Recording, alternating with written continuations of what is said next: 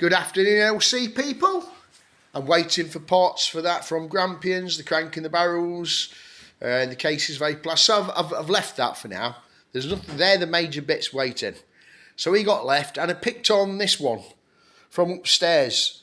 I can't remember where it's from now, but I'll update you tomorrow where the guy's from. But I started with a frame. There were no centre stand, unfortunately, so I had to strap it down to my old caravan step.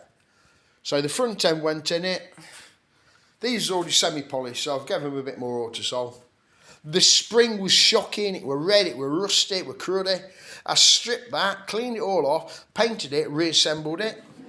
The CDI was red and rusty.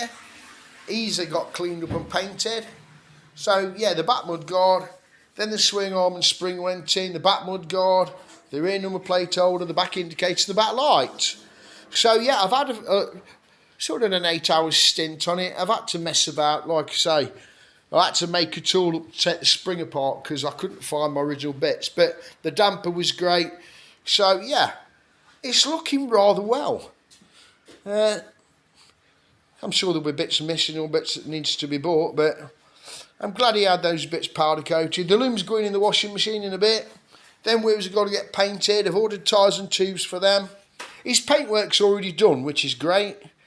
But the motor looks sorry for itself. We'll get to that on another video. But yeah, another productive day on the LCs. Thanks for watching. Dilly dilly.